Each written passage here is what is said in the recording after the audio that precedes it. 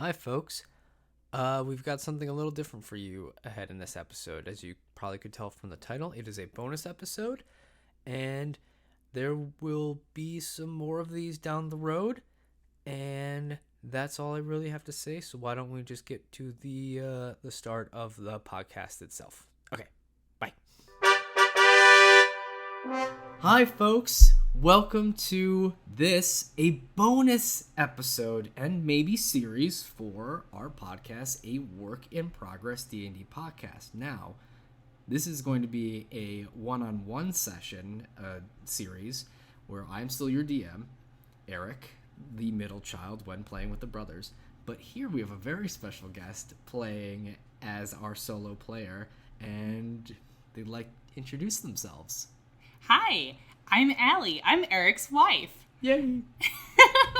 I will be playing Basheer, a half-orc druid. Yes, we are very excited to have Alli on the podcast playing D&D here. I'm really excited. You have the biggest smile on your face. I sure do. I'm so happy. It's also the first time playing D&D, what feels like months right now as of the time of this recording. So, without any further ado, why don't we just jump into this bonus story that we'll see what happens. Still set within the same world, I must say. So, let's go. So, folks, we don't have anything to recap because there is no previous episode to this episode. So, we're just going to jump right in. Welcome to the Kingdom of the Rainbow Coast, specifically one of the 7 colored duchies. This one in particular is the Yellow Duchy, which is known for its specialty in animal husbandry. So all along the Golden Hills, you'll find all sorts of different herds and breeds of various kinds of animals. And with that, animals of herds that are, for agricultural reasons or needs, are often accompanied by herders. So we sort of pan our metaphorical camera here to over this beautiful set of the Golden Hills to find a large herd of goats. And specifically, we follow along as these white fluffy goats kind of go around munching on their own grass and other little clovers and whatever it is that, goats enjoy while out in the field. And we start to follow in on a rather, let's say, tall individual in relatively simple herder's cloak and garments, at least from the outset. And we see our main character for this story. Alli, would you like to describe what Basheer, the half-orc, looks like? Yes, Basheer is about 6'10", pretty tall, quite large, about shoulder length, wavy amber hair, mostly unkempt. He's got little spectacles, and again, sort of like a ambery beard that is quite unkempt. And as you described, a herder's cloak and clothes that are appropriate for being outside all day. They're protective but not heavy. And he's kind of looking around, surveying his goats and his sheep. And I will say in this lovely sort of midsummer afternoon, you look out amongst your sheeps, your staff in hand, scimitar at your belt, and shield, I'd guess, over your back, because even though the duchies are relatively safe places and out here, you still have to be, as a herder of goats and other livestock, you have to be on the lookout for, beasts that might take advantage of said creature. When all of a sudden, as you are just kind of surveying your herd, you hear, "Ha! I found it! I found it, and I just can now start my day officially now that I have found the perfect blade of grass." This is the voice of your fellow goat herder, Harvey Mellowgrass, a rather old, gnarly halfling who has it in his mind that every day he needs to find the perfect piece of chewing grass, which isn't like a special sort of grass, one could say, but simply a piece of grass one finds out in the wild that is the perfect length, has the right sort of just aesthetic look to it that one can chew on to sort of look the part of a herder. As you look over and you see a hand reaching out above one of the goats, as Harvey, being a halfling, isn't the tallest individual in the world, so you just see his hand punching out, and you see, like, honestly, it's a beautiful blade of grass with, like, little bits of, like, budding at the end of it, and he's just holding it up so proud, and you just kind of see this hand walking through, like, the cloud of goat and maybe a couple sheep as he hops up on a rather well-used stump, sticks that blade of grass in his mouth, just kind of leans back and says, now my day can truly begin. Congratulations, Harvey. Thanks. My day began 2 hours ago. Well, what can I say? The Mellowgrass clan of halflings always has to make sure they find the perfect blade of grass to start their day, because nothing really kicks off the workman's spirits like chewing on a blade of grass. I always say a cup of coffee does the trick. Well, good for you. So as that kind of has gone on, and your rather comical halfling companion is enjoying his blade of grass, and the day sort of gets long, and you break for a nice lunch of bread and cheese and maybe some dried meat. I don't know if Basheer partakes in meat or not. Not often. Not often. Okay. Some nuts, some berries. A very simple lunch for, one might say, a simple job from an outside look. But it does come with its particular challenges. Specifically, one particular rambunctious goat named Migu, which, after sort of getting halfway through your lunch, Basheer, could you make a perception check for me as you realize it's been a while since you've seen Migu? Nat 20! Oh my First God. roll of the game! This is hopefully meaning we're going to have a great time, or it's all downhill from here. It's really one or the other. Yep, we're either climbing up that hill or rolling down it. Beautiful. With that, you finish up your lunch, and almost instinctively, because you and Migu have a sort of special bond one might have with, say, a troublesome student, or their... I really, that's the best analog I can give you. You say that because I'm a teacher.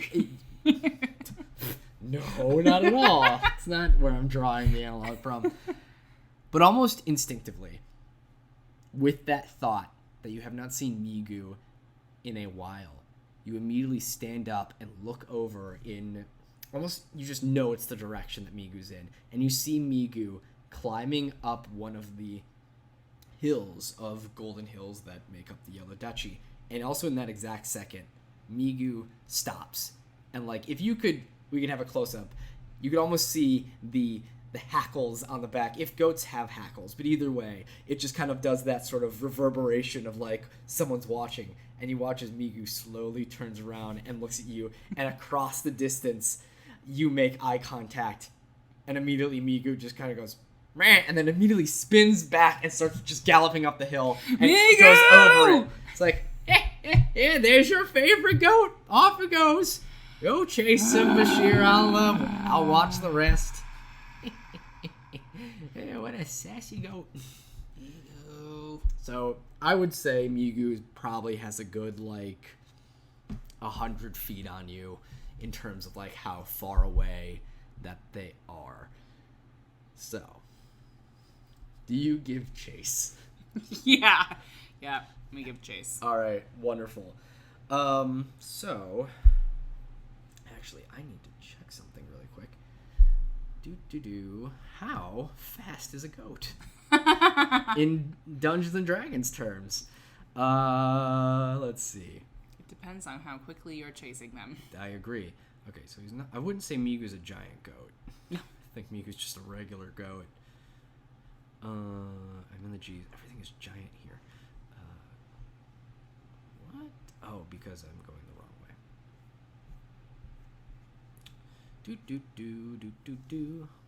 Yeah, folks, this is how we play. Goat, 40 feet. All right. Okay, so, faster than me. Faster than you. Unless you were to say maybe had a spell that could make you faster. I do. I happen to have a spell that will make me faster. That's beautiful. Almost like As if Longstrider, as if you perhaps nudged me in a certain direction when selecting my spells. me? No.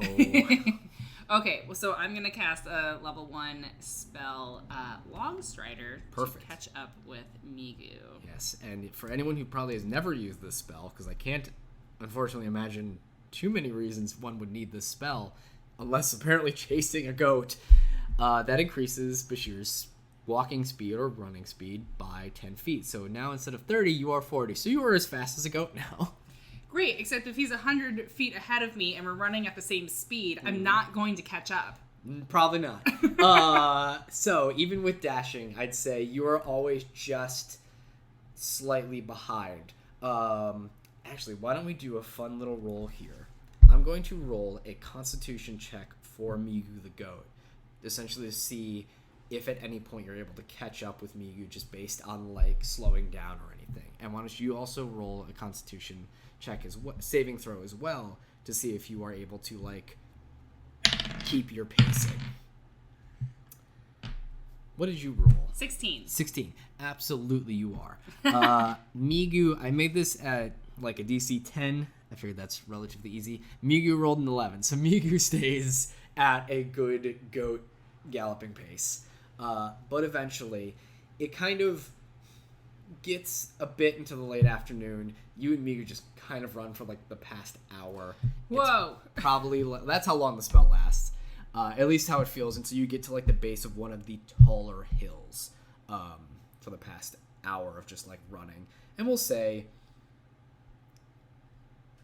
you know, your half-orc nature sometimes getting angry, and that anger can push you beyond a certain limit of your capabilities, allows you not to get any sort of fatigue. And with rolling what you did, of running for the length of the spell, which is an hour. But eventually following, you see Miku crest atop this very tall hill. Like, it is definitely one of the tallest hills in the area that you herd your goats and sheep in.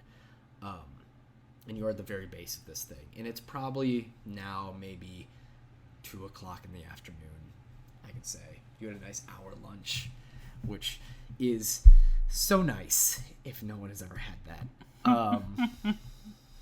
Anyway, do you go up the hill to follow Migu the goat? Sure do. I figured you would. So, as you crest the top of the hill, this hill is not only known for being one of the tallest hills, but it is also one of the hills that generally people stay away from because there is a ring of stones at the top of this. And through age and weather worn, they have, you know, granted various, like, smoothed over shapes and things. But generally, due to sort of fake connections that a lot of the Rainbow Coast has, especially with the Grey Wilds far to the east of the Rainbow Coast and the kingdom beyond the Grey River, that is literally a sort of border land into actual Fey realm. It's pretty often that one could potentially find places of Fey magic, and with Fey magic, Fey portals to the actual realm, whether the Grey Wilds itself or even the Fey Wild beyond. So generally, people kind of steer clear of this because it's a ring of rocks and stones that are rather pretty large, probably larger way back whenever it was first appeared. But you get up there, and you kind of look amongst the stones, and it's very large. And it's interesting that like the top of this hill almost sort of not completely flattens out, but it flattens out enough in a way that this in the center of this circle of stones. And the grass up here is a bit taller, because it's not like any animal really comes up here to graze normally. Mainly because no herders are bringing any animals up here. Can you make another perception check for me to see, as like the grass is a bit tall, kind of would maybe loom over Migu a bit, see if you can spot. That was a Tolkien level description of rocks. At least I didn't describe how, like, what running for an hour was like across the Golden Hills, okay? That's true, we could have done that. Yeah, I could have said, and on Basheer ran for an hour, past it anyway. I'm sorry, I was rolling perception. Yes. Not great. 7. 7? Okay. It takes you longer than you wish it would to find and spot your goat, Migu. And the thing that actually leads you to finding Migu after maybe like a good half hour, unfortunately, is the sound of chewing. Specifically, you know what the sound of chewing on grass sounds like, not just from the goats, but also from your herding companion, Harvey.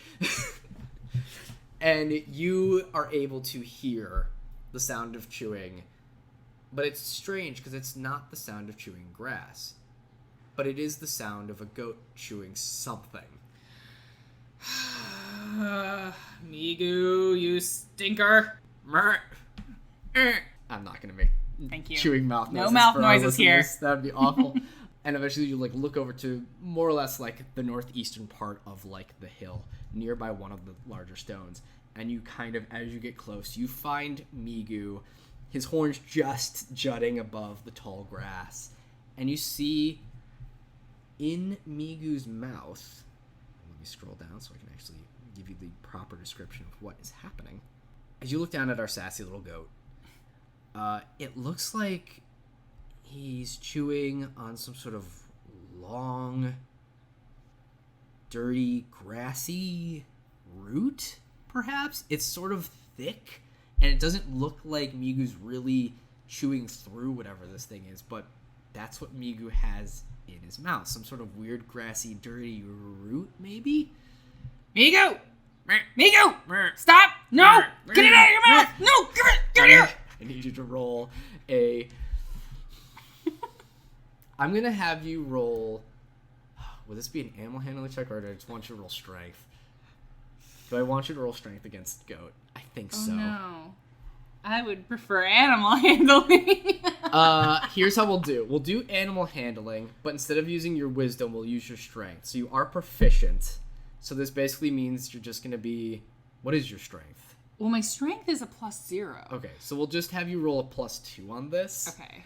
Because you're using... Because this isn't exactly like, calming the goat down. Sure. You are trying to, just brute force, get off. So okay, you're still getting +2. something. Okay. Yeah, and Migu has a +1, so... Oh, no! What'd you roll? I rolled a 2. So 4. Migu rolled a 14 plus 1 for 15.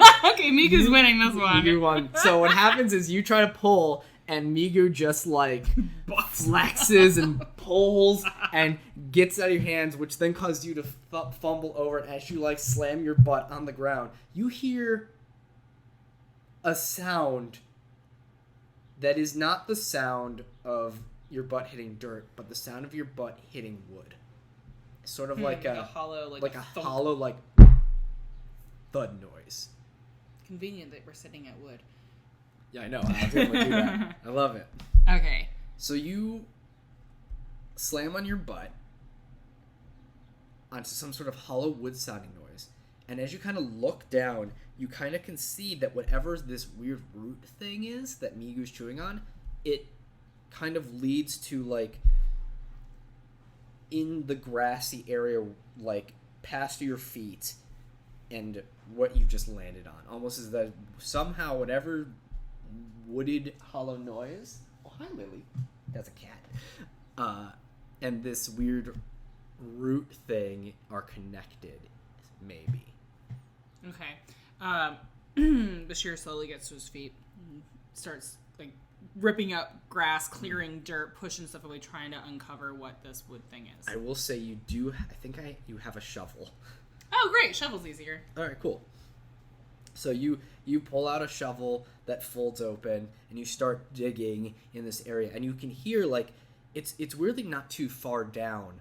You're able to sort of undig in that area, kick up the dirt and the root. But yeah, you dig up, and you can see there's some sort of hard wood in this area. And as you keep digging, you're realizing, is she sassing us? She is chatty. Come here, baby. She's like, why are you out here doing weird recording things when you could be paying attention to me? In a public space. Yeah. A common area. As you start like digging, you realize this large piece of hard wood is rather large. Almost like it is 10 feet, maybe 15 feet wide. Is it just like a big like plank, like chunk of wood, or is it like a door, or? I'm getting to that.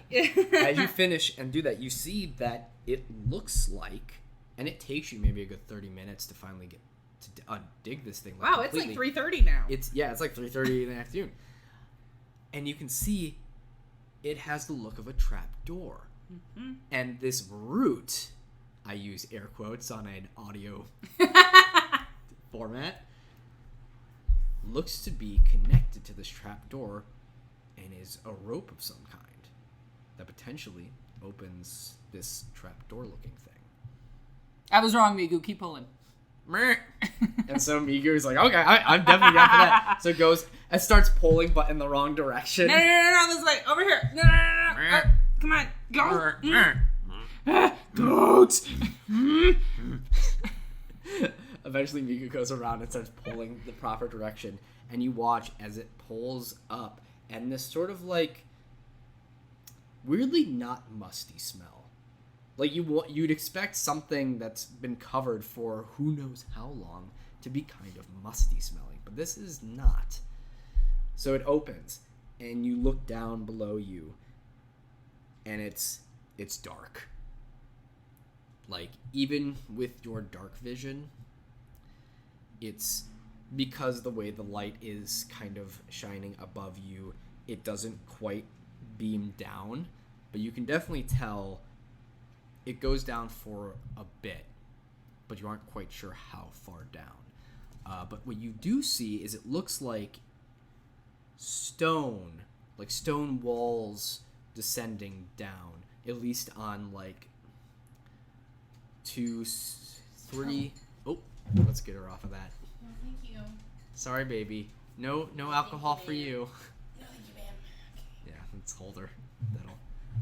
Okay. Bye, baby.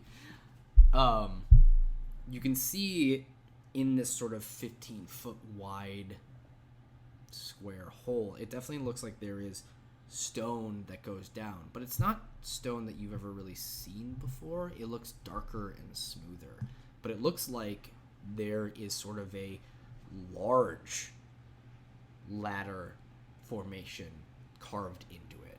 Okay, so there's like steps, ladders, like some sort of like thing to go down. Okay. Sort of like a hand ladder one could go down. Okay. I'm assuming that it is not necessarily climbable with hooves. Because I'm prepared to strap this goat to my back and get down. So I like it. I mean, goats are great climbers anyway, but the idea of you strapping Migu down to go with you is an amazing visual, and honestly, sounds great to me. Great. I want you to animate it. You want me to animate you? Draw it and animate it later. Oh my God. I want to see it. That's going to be a lot. So, you take out some of your rope, and you...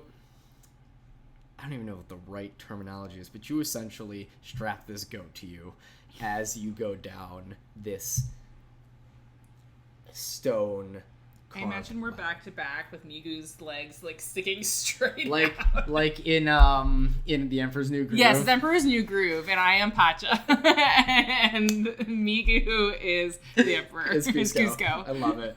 So you and Migu go down this stone ladder,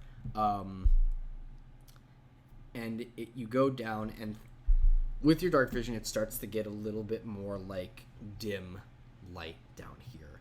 And it probably is like 20, 30 feet down, so you eventually reach a floor. And it's also stone. And it's like that same stone. So you're able to kind of look around, and you can see in the sort of dark grayish dim light that your dark vision provides you. You can see the sort of dark polished stone. And you look before you, and this area that the trapdoor leads is sort of a dead end. But in front of you, you are in maybe like a 15, 20 foot like wide hallway. And it looks like it goes down in maybe in a potentially spiral way with massive, huge, equally sized stone steps. These are not the steps carved by any sort of humanoid. They're almost giant sized. And as far as anyone is aware, and somewhat common knowledge taught throughout the Rainbow Coast, is that most giants were killed off or went into hiding or some other thing happened after the war of the giants and elves, which was this massive like war that basically decimated both like species. So it seems that what you found might be some sort of remnant from giant times. And before you is a stairwell that seems to go down farther. Well, Migu, what do you think? Meh. Yeah, let's do it. All right, and so you head down. Harvey's got it. Harvey's fine. He's got his perfect blade of grass. He is in peak perfect form. Right now. He is He's in peak ready form. to He's go. great. He's fine. So, as you head down into the darkness, I think we're going to take a little break. Okay. All right. So, folks, we're going to take a break, and then when we come back, we'll discover what's farther down in this giant tower of sorts. We'll find out when we get back. See you deal with this merping cat. Yeah, that too. All right, folks. See you in a bit. Hi, folks. Welcome to the mid-break. It's me, Eric from the future. All that editing magic and all that. I hope you're enjoying this bonus episode. It was a lot of fun to record and a lot of kind of fun to expand the world in a different sort of way. And there will be more. I don't know when exactly the next one will come out, as we were recording this as sort of an intermediate while my brothers and I were kind of, life things. So, let's get back to this episode. Hi, folks. We're back. So, Basheer and Migu have just decided to go down the giant steps that lead down, down, down into the dark depths of this, I guess, tower of sorts. So as you go down, and Migu has occasional murr, murr, murr, murr, as it echoes off of these strange, dark, polished stone walls. Eventually, you reach a dead end, but it's not a dead end of stone. It's actually a dead end with a door. A rather large door. Probably about maybe like 18 feet tall. Probably 9 feet wide or so. That's a big door. It's a big door. I swear if I open this door and I'm back on the top of that hill, I'm gonna be so mad. Meh. In agreement, goes Migu. But as you kind of look at it, it's a little hard to see exact detail even with your dark vision, so you might have to get some actual light on it to see more, but it definitely looks old, ancient, made of metal, and it looks like it's carved with like runes or some. Or you think it might be runes. They're strange and different. They're not like the sort of dwarvish runes that you've seen that are pretty abundant in the Yellow Duchy. It's not even really anything like the Gnomish script that you grew up reading from your father, or even like Orcish runes that have been passed down through half-orc generations via your mother. These are strange. They're beautiful, and they're more fluid in look. They aren't rigid or in any sort of way. But to get more of a detail, you'd probably have to create some light. Oh, well, luckily I can produce flame. Perfect. What does your produced flame look like? Basheer takes his hands and he claps them together and uses friction. As you and your little mote of flame that's in your hands, what does it look like? Does it have any specific, or is it just like floating? Well, flame? I imagine we are familiar with calcifer. We are. So you have this little I have a little calcifer in my hand. You have a little calcifer fire spirit in your hand. Yeah. You are a druid of shepherds, and being a shepherd doesn't negate you from being a shepherd of elements as well. And so you get this little like this little yawn of this little fire spirit in your hands, and it just kind of looks around and just kind of like, it looks warm and cozy and inviting, not as sassy as Calcifer, but it just kind of sits there and is like, this is nice. I'm using the air around us to fuel myself, and life is good. So with that, you hold up your little cal and kind of look over, and it's really intricate. Like the runes kind of go along the length of the door, and you see and it looks like various runes in the center of the door, almost like like if they were jutted out, they'd almost be like handles with hold on, I gotta do something in my head real quick. 6 runes going down with one at the top, and they're all different going down. So there's 13. So there are 6. 6, and one at the top? No. So like starting, so like 6 like in a row, or in like 2 columns, like handles. Start like 6 runes going down, each one being different. But actually, there is something at the top that's almost sort of diamond shaped, not unlike a D8. That seems to be sort of jutting out as sort of a centerpiece of it. But these other runes are sort of just like going down, and sort of probably mean something if you understood giant, but it's sort of a lost language of sorts. But you guess that that's what these runes are. They're probably giant runes, given the immensity of the space you're in. What do you do? I lift my large fist. Boom, boom, boom, as it reverberates the metal. And that's when you watch as, starting from the bottom with the runes, they start to light up and scroll up and around, eventually leading into that diamond shape. And you watch as that sort of D8 diamond shape, which you realize it was a little hard from the angle you were at, being low, but as it lights up and like runes start to scroll around it, and it pops out of the door, and this thing is about 6 feet tall, 8-sided, and it's made of like crystal.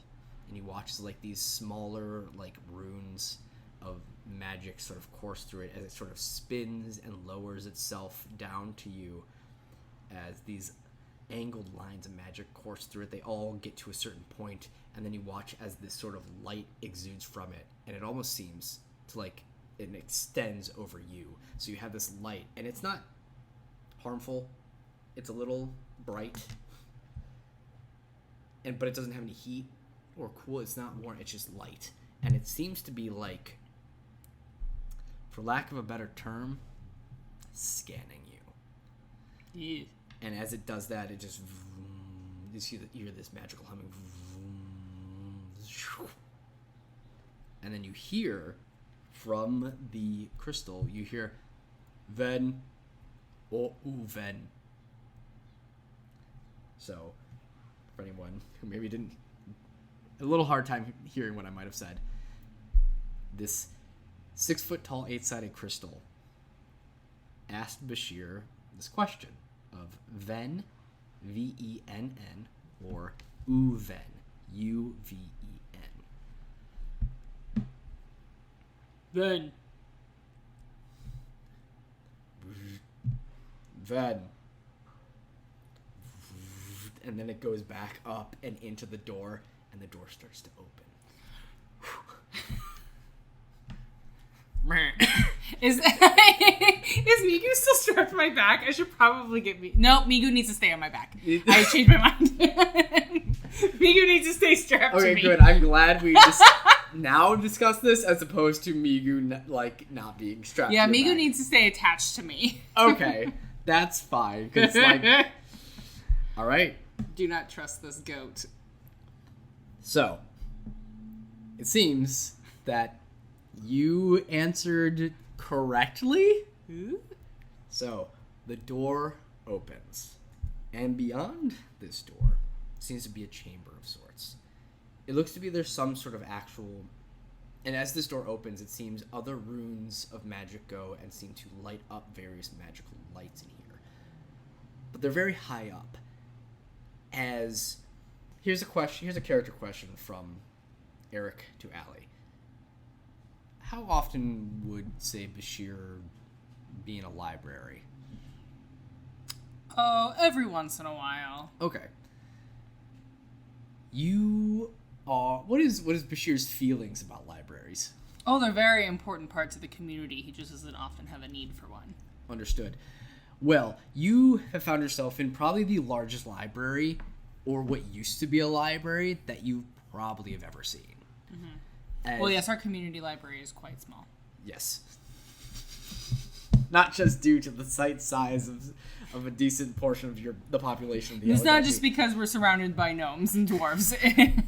It's just a smaller library. It's a small library compared to the Pine Cone and the Green Duchy. Exactly. Yes, or any of the... I've only heard tell. Or any of the libraries up in the Porcelain Tundra. Exactly. Yes.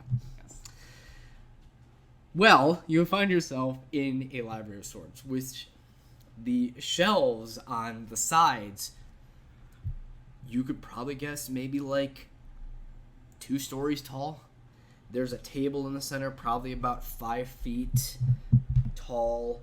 No, sorry. Table's about 10 feet tall.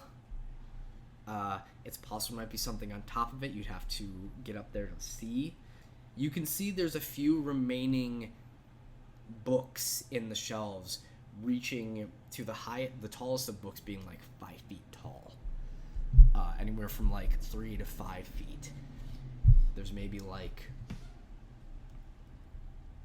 4 or 5 books that you're able to like see from your view. You can see there's like a little bit of a gap between the actual bottom of the library shelves and like the actual stone floor. What could be under there, who knows? But yeah, you find yourself in essentially what looks like a library of sorts. It seems beyond the opposite end of this room, there seems to be another sort of large archway that looks like it leads farther down. What would you like to do?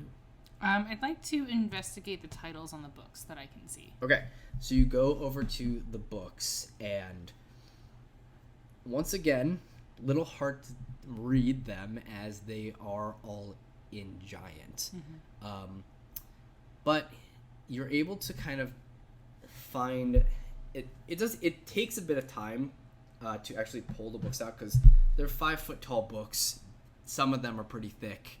There can be a little heavy. So you're able to pull the few that you're able to reach off and like down and kind of look around. Oh, I just imagined the titles were like on the spines. They are. Oh, but I you can't can't read them. So you have to kind of look. Flip through it. Yeah. So one that kind of catches your interest is one that seems to have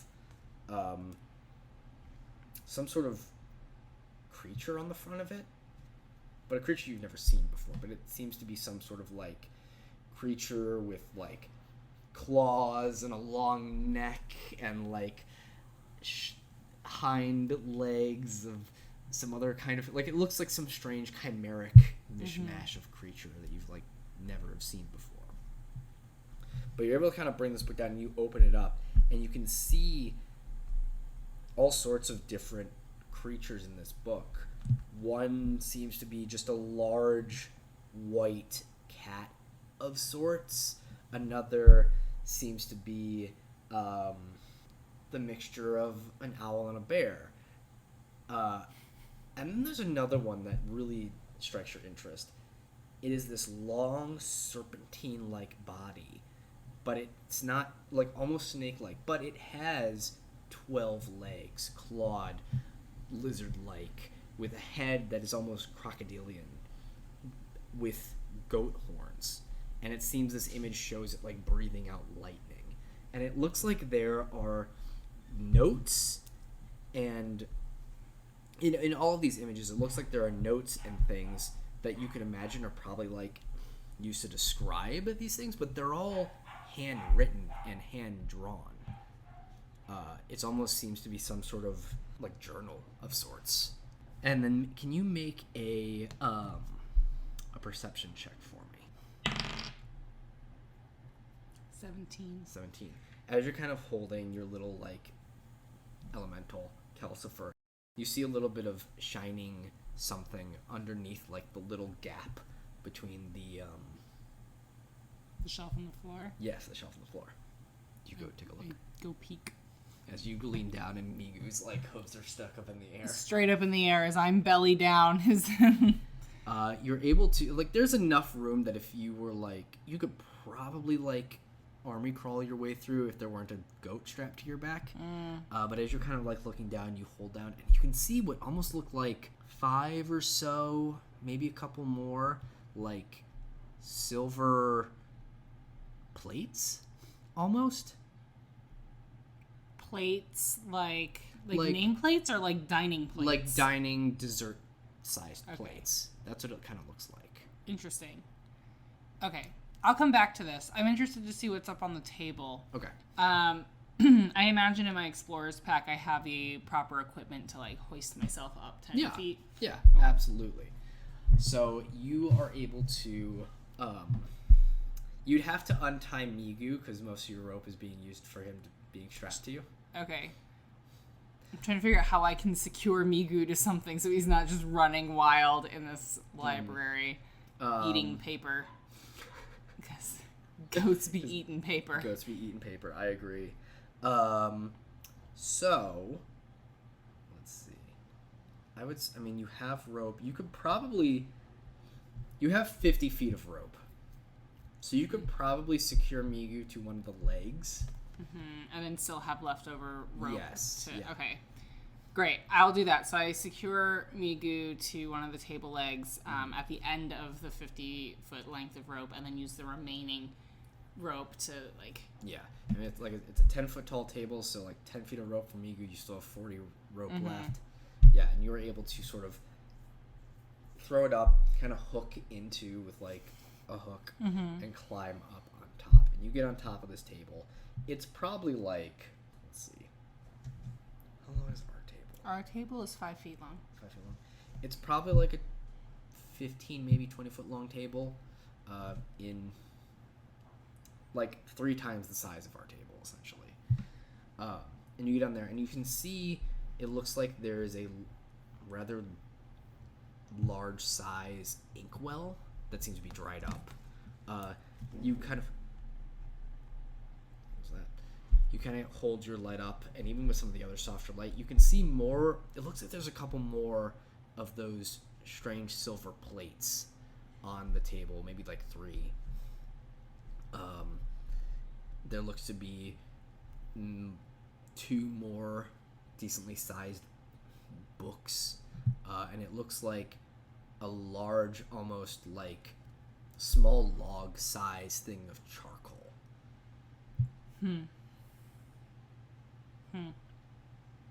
These are plates that you eat off of. Are they? Maybe Well, they look like that type of a plate. They look like that size.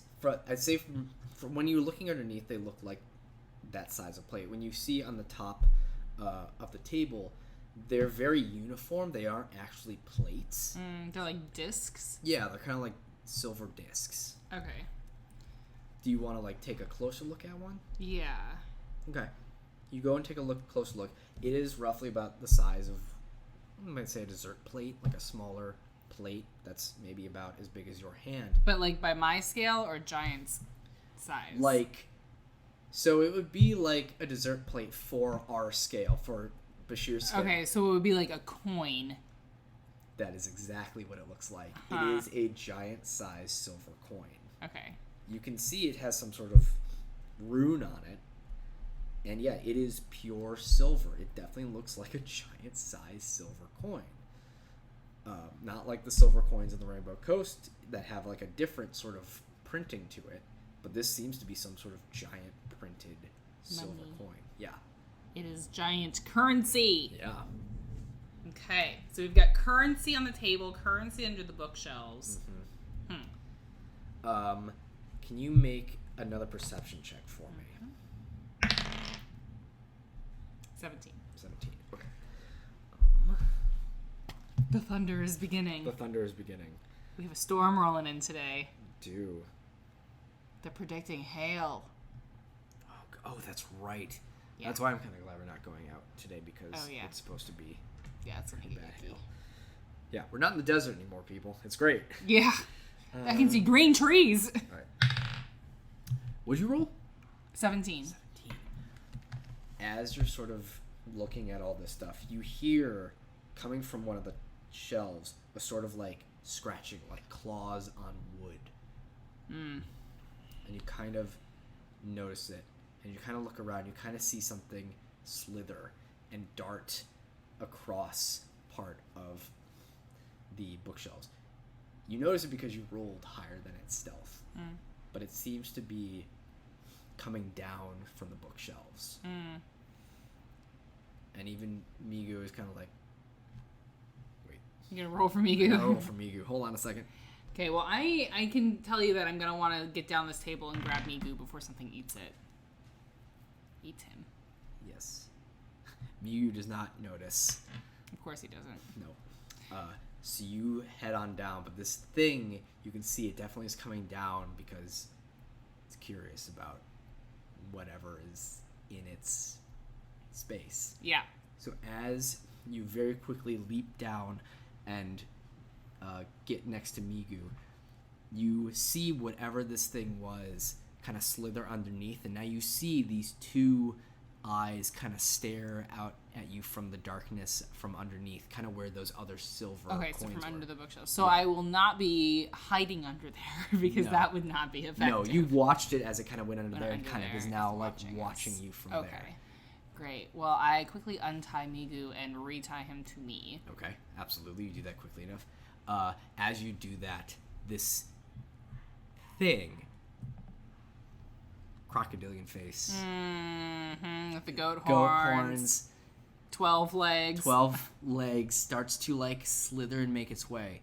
I want you to roll an animal handling check for me.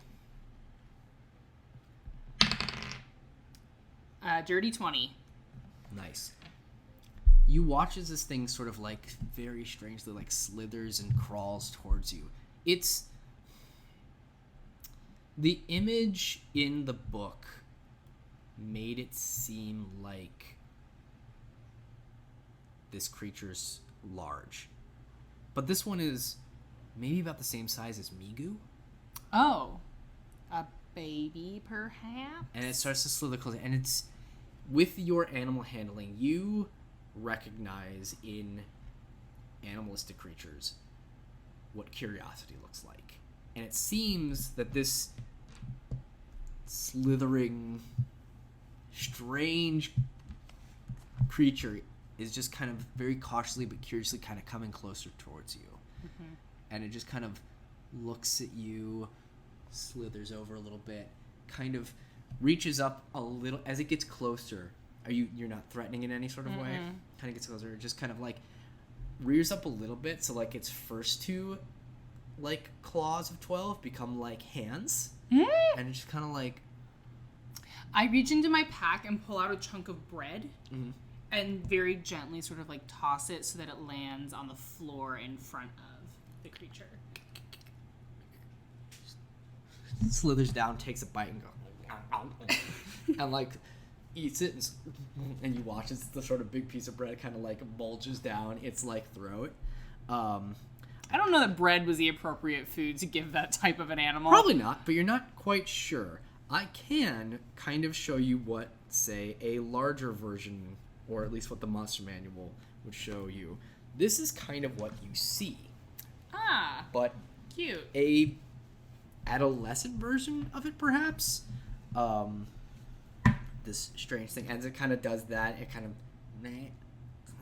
as lightning kind of like sparks in its mouth, and just kind of looks at you again, and just kind of comes up a little bit closer to you, and just kind of like, okay.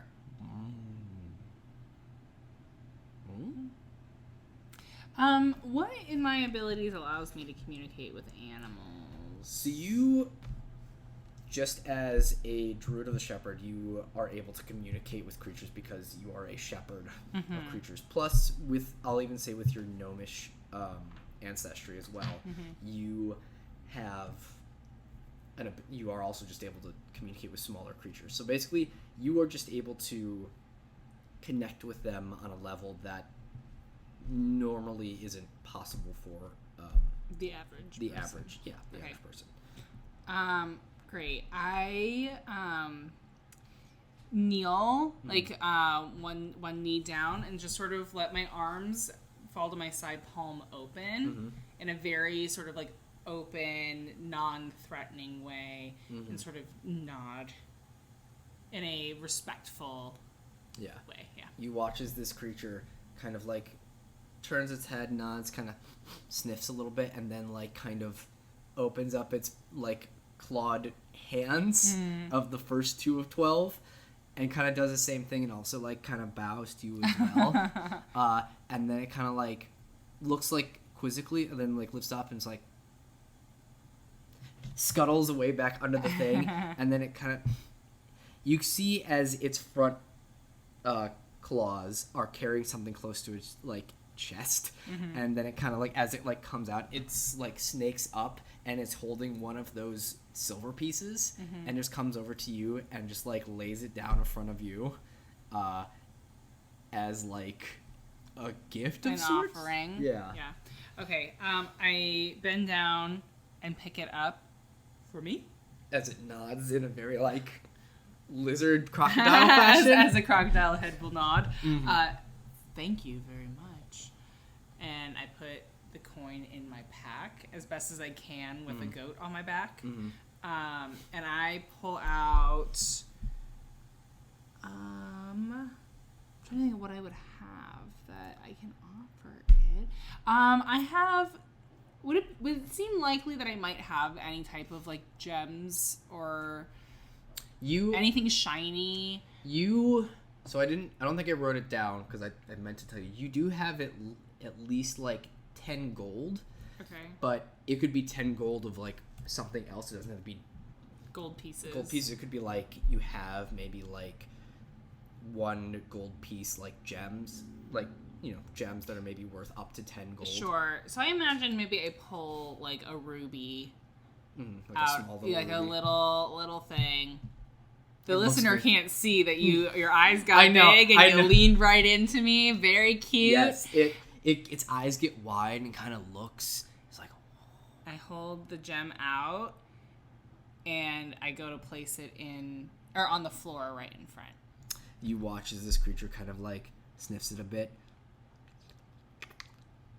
kind of grabs it and just like goes under its thing, and you hear a little tink, tink, tink, and then comes back out. What's your name? Basheer. Basheer? My name is Basheer. Basheer. Basheer. And that is, Basheer is spelled Behir. I did it like my name. Okay. It seems like this creature seems to live here. You aren't quite sure how or why. Sure. Is this your home? Home? Is this where you live? Live. You get the sense that it understands what you're saying, but it doesn't quite. Like the concept of home or live. You kind of looks at you and is like, Ven? Ven. And just kind of like goes up to you and just kind of like nudges you like animals do when they've made a connection. So you get the feeling that Ven is like friend. Probably like friend. Yeah. In giant. So you probably get the feeling with this creature. I'll see you rolled a well enough. Oh, we're still kind of going off that unnatural 20 or animal handling check. You get the feeling this creature probably, it understands language, but it seems that it probably only really understands or can speak giant. Why that is,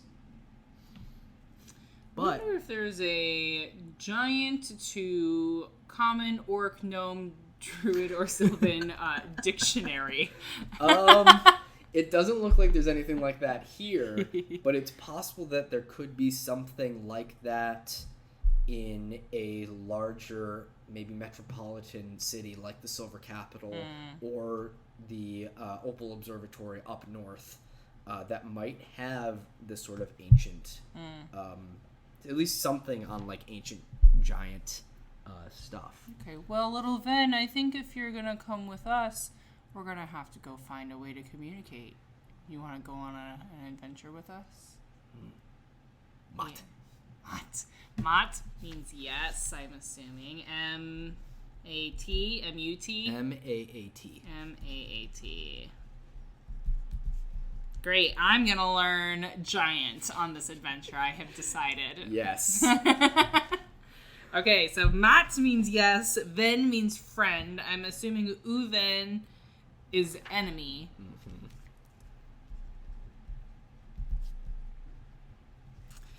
You just played right into my language love and heart.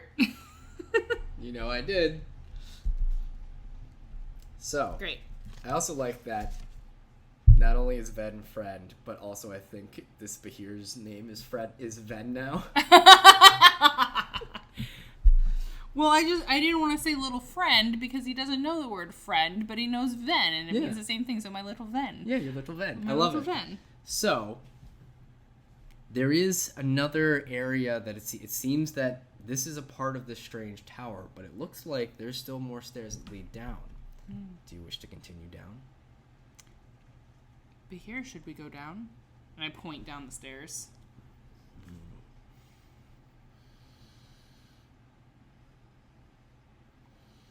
Oh, you seem hesitant. Mog.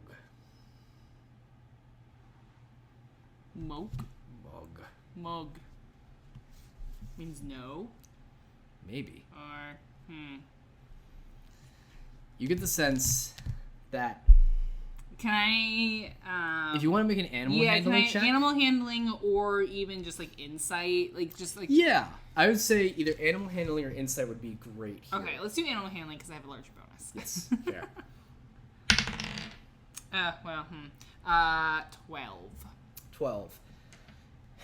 You get the sense that how Ven kind of says it, there's no, like, necessarily there is some slight hesitance, but it's almost as though him saying Mog, which I think is right, I'd have to double check. It's almost like there's danger down there. Mm-hmm. So, like, that term could be like something bad is down there. So you get the sense that if you were to go farther down, you might learn something else, but there might be more danger down there. Okay. I draw my scimitar and point it towards the entrance into the stairs that go further down. And am I getting head nods? Mott. Okay, great. So, now that Basheer knows that I have weapons and am prepared to fight, we're getting the okay to go down further. Okay. You also get a feeling with that, Mott also can mean positive things, like good. Whereas Mog or Moog, like I have to double check that. Is it M-O? You know what? I think the ooh, focus the ring over here. I'm gonna learn giant. Yeah.